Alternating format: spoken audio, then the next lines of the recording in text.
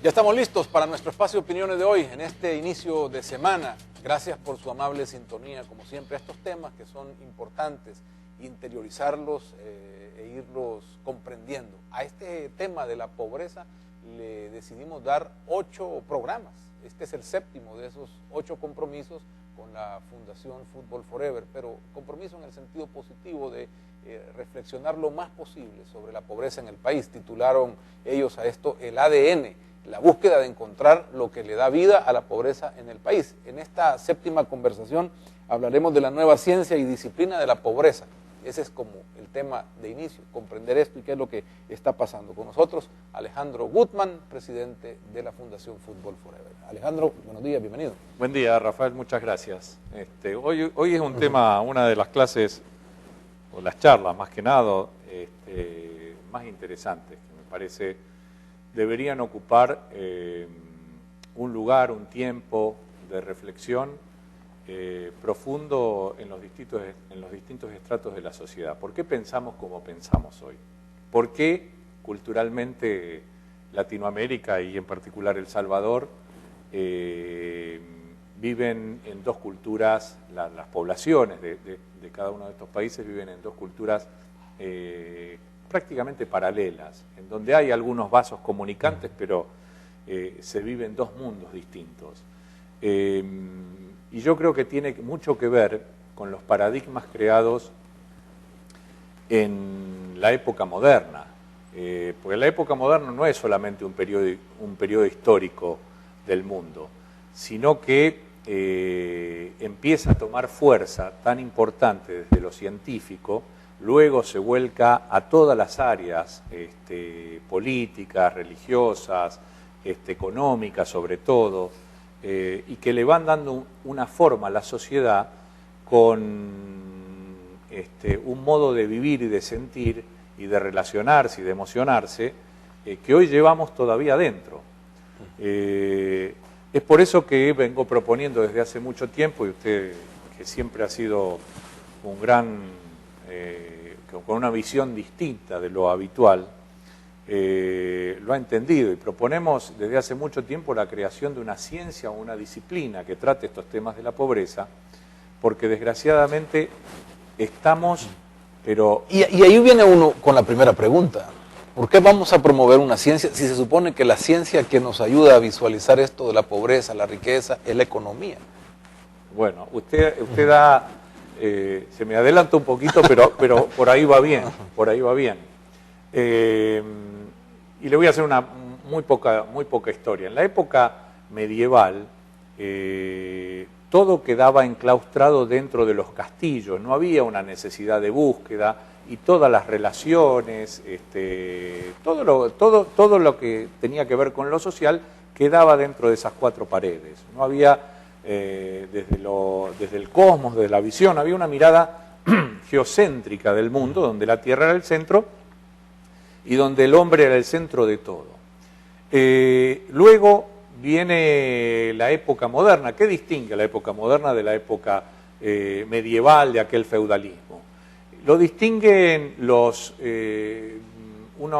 hechos históricos muy relevantes que tienen que ver sobre todo con el descubrimiento que hace Copérnico allá por 1540 y tanto, con la teoría heliocéntrica, en donde el Sol reemplaza a la Tierra como centro de un sistema solar y donde el hombre deja de tener esa trascendencia y es desplazado. Esa teoría o esa visión del mundo que reemplaza lo geocéntrico y se llama la teoría heliocéntrica, tiene una connotación muy importante en las otras ciencias. Después aparece el racionalismo de Descartes, el empirismo de Bacon, la física de Newton. Esos son los pilares quizás de todo lo que tiene que ver el Renacimiento del siglo XV, tiene que ver muchísimo con esta época moderna que nos va acercando y se va valorando a una ciencia que apunta sobre todo a lo material y a la razón. Entonces, van ganando un espacio tremendo en la vida cotidiana en esos siglos, casi Estamos hablando de 600 años que nosotros seguimos pensando con lo que ocurrió en esa época. ¿Por qué? Porque de a poco se le va dando un valor, empiezan a haber descubrimientos, inventos, que empiezan a mejorar la vida de cada día de la gente. Los políticos, la clase gobernante, digamos, encuentran que hay un fundamento económico en todo esto y que les da autenticidad al poder y que permite hacer cumplir con muchas de su día a día. Entonces, lo material y la razón, porque la razón le da sustento a la creación de lo material, ¿no es cierto? Entonces empiezan a constituirse en un paradigma moderno que hoy llevamos hasta en cada una de nuestras emociones, en nuestros valores, en nuestra conceptualización de la vida. Se fue perdiendo, esas ciencias físico-naturales fueron relegando absolutamente a ciencias de segunda categoría, al arte, la espiritualidad, todo lo que tuviera que ver con el sentido existencial, que en algún momento tenía una dimensión magnífica en la vida de cada día, fue perdiendo importancia. Entonces se constituye todo ese paradigma, como le decía, en donde lo material y lo racional se convierten en indiscutible. Y hasta el día de hoy seguimos pensando que la ciencia debe servir y no para el desarrollo material y en una relación muy directa con el poder, y no se discute. El paradigma no se discute, dejó de discutirse. Entonces, todo lo que va en contra de eso es absolutamente negativo porque hace tambalear las bases de lo que uno se siente más o menos normales, como el aire que respira. Eso es el ámbito que es válido. Todo lo que no está dentro de lo material y de la razón, que justifica ese crecimiento, es excluido. Por eso en ese momento quedaron en la marginación las mujeres y los niños, de repente como para los sueños, la reflexión, la espiritualidad, todo eso quedó prácticamente relegado o sirvió para justificar un montón de estas cosas. Algunos se preguntarán qué tiene que ver lo que pasó hace tantos siglos con lo que hoy estamos viviendo, y tiene que ver casi todo. Porque usted fíjese que ¿por qué proponemos esta creación de una ciencia? Porque la ciencia creció en la medicina, en la química, en la tecnología, en la economía, pero de una manera extraordinaria, porque obviamente hay una incentivación, una motivación económica maravillosa, que a muchos les ha servido, a un gran porcentaje de nuestra población le ha servido. Sin embargo, los científicos sociales tienen una deuda tremenda todavía con la realidad de un pueblo, con la mitad de la otra población, donde no han podido equiparar todo ese otro desarrollo.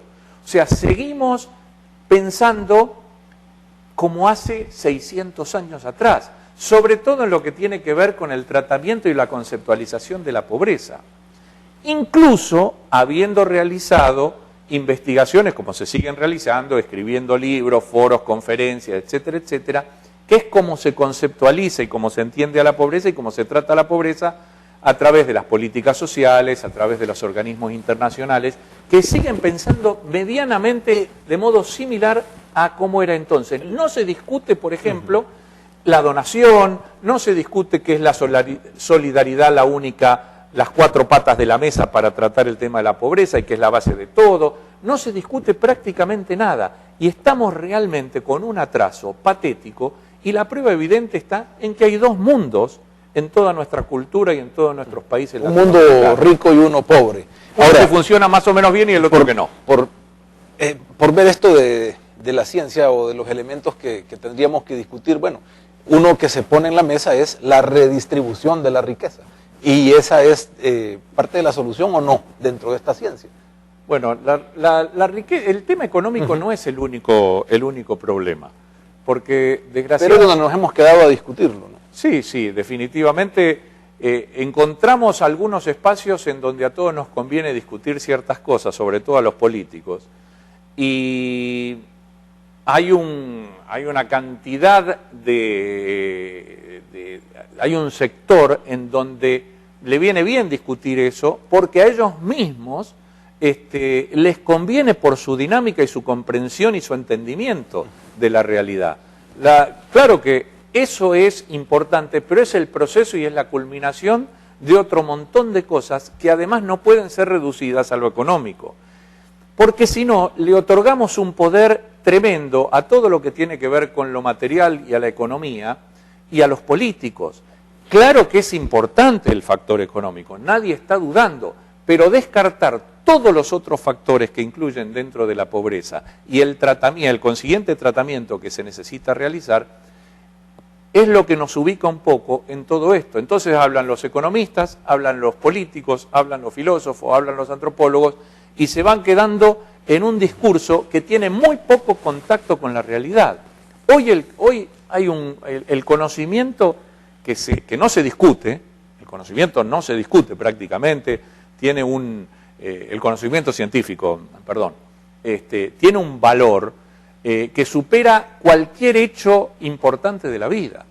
O sea, y no solo el conocimiento científico, sino aquellos que realizan conocimiento científico. Han podido posicionar ese conocimiento formal, desvalorizando absolutamente todo lo que tenga que ver con el conocimiento informal. Y no hay construcción posible de una sociedad justa, de una sociedad que funcione más o menos bien y donde la mitad de la población vive muy mal, en donde no se valore un conocimiento que es informal, pero que es muy valioso y que además permite a esa sociedad funcionar, o ese resto de la sociedad, o esa gran parte de la sociedad funcionar y sobrevivir. Ahora, en estos lugares, ¿qué sucede? En la lucha entre la supervivencia, o entre sobrevivir y el desarrollo, ¿quién gana? La sobrevivencia, la supervivencia. Porque esa lucha no la puede ganar el desarrollo, porque estamos planteando cuestiones muy íntimas. ¿Dónde está, yo me pregunto, la ciencia verdadera que está absolutamente desconectada de todo lo que sucede aquí? No puede haber conocimiento verdadero si esta gente no participa. No se validan los conocimientos que, mire, los libros, las conferencias. Hay libros, mire, yo llevo leídos alrededor de 140, 150 libros. Y leo además artículos de la mayor cantidad que puedo y que me da el tiempo. Nos parecen lógicos, nos parece que tiene un sentido bárbaro. Hay investigaciones que algunas pueden o no estar bien, pero parecen, nos dan la interpretación, pero no se validan en la realidad. Y el conocimiento teórico, el espíritu del conocimiento teórico, puede validarse solamente si impacta en la realidad. Si no, es un conocimiento teórico y que gana su valor. ¿Sabe de dónde? Porque hoy los antropólogos, los sociólogos, las ciencias sociales le han un poco robado. Mire, esto me van a matar los científicos sociales.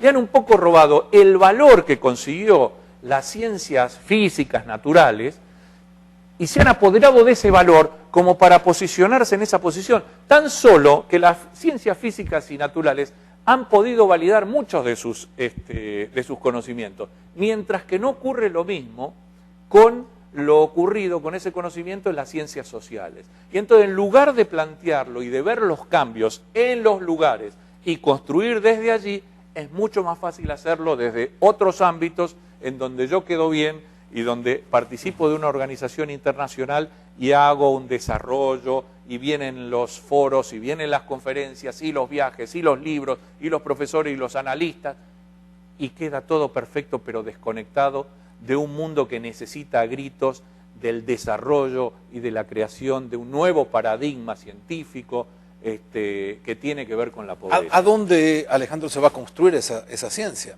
¿O dónde es que se va a fraguar los principios y quién los debería promover? ¿O cómo sabremos que esa ciencia se está construyendo? Muy buena su pregunta. Todos. Este es uno de los grandes problemas de este paradigma moderno que nosotros arrastramos hasta el día de hoy, es que entendemos que son los otros los que deben decirnos cómo hacer. Le dejamos en manos a los científicos las cuestiones, le dejamos en manos de los poderosos las otras cuestiones, y le dejamos en manos a los políticos del quehacer cotidiano en nuestros países.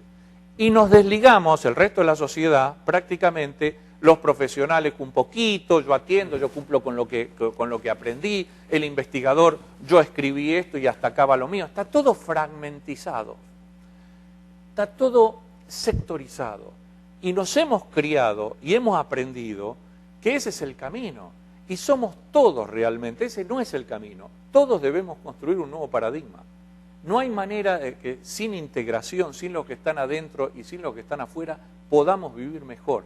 Es un gran engaño que no sé si nos han hecho creer o nos hemos creído entre todos, porque en realidad esto lo hemos creído. La situación de por qué estamos así en Latinoamérica tiene que ver con nosotros mismos, con cada uno de nosotros, no solo con los políticos. Los políticos ocupan un rol, pobrecitos, no pueden con sus pesos y siempre, si vamos a 50 años atrás, dicen lo mismo. Cambian un poco las cuestiones históricas en un lado y en el otro, pero es más o menos, ¿qué puede usted esperar de un político en la medida que nosotros nos quedemos en una actitud pasiva? Los políticos seguirán ocupando un espacio hasta que nosotros ocupemos el nuestro.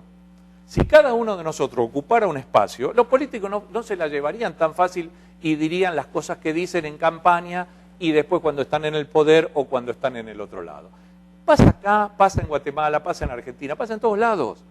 Pero en gran parte tenemos los políticos que tenemos porque nosotros no hacemos, no participamos, no pretendemos cambiar y creemos que todo es así y debe continuar así y no nos animamos ni siquiera a rebelarnos un poco ante una situación que obviamente puede ser cambiada, debe ser cambiada y es posible cambiar. Así que las universidades, que es otro de los temas que hoy... Y si uno lo quiere ver, realmente lo vemos en el caso de la campaña electoral en este momento. Uno puede ver cómo está operando lo que usted está diciendo. Hay una pelea, una lucha en un sector, pero esta lucha y esta pelea en ese sector no nos está llevando a la solución de los problemas en la otra parte. Es una gran desgracia. Y todos miramos como si estuviéramos en el cine. Pero digo, si queremos ir al cine, vamos al cine. Pero no podemos ver qué es lo que pasa con nuestras vidas, siempre desde la actitud pasiva, y tanto uno como otro, el que tiene y no tiene en conocimiento supuestamente formal o en dinero, en lo que sea, o en una mejor vida, y aquel que no tiene ese conocimiento formal, pero que tiene otro muy valioso para sobrevivir, que es tan importante, ¿cuántos de estos que viven acá podrían sobrevivir acá? Y también lo mismo sucede, pero no entendemos de los que viven acá para hacer esta transición, que también es muy complicada. Entonces, lo que vemos lo miramos y decimos, esto no nos toca. El profesional, la universidad dice, esto no nos corresponde, hasta aquí llega lo mío.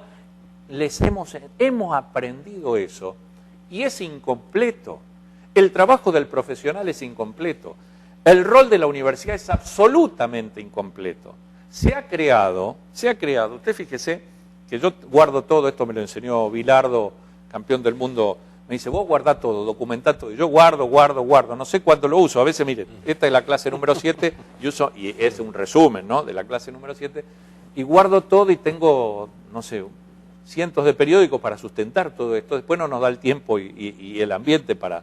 Pero todo se reduce para discutir en 2 minutos, en noticias que son muy mal presentadas, que no se contextualiza, que no se entiende de qué se trata, y sirve a ese paradigma para decir, bueno, vos tratás estas cuestiones de este modo, así es como se conceptualiza y se debe realizar la ayuda para que alguien esté mejor, por ejemplo.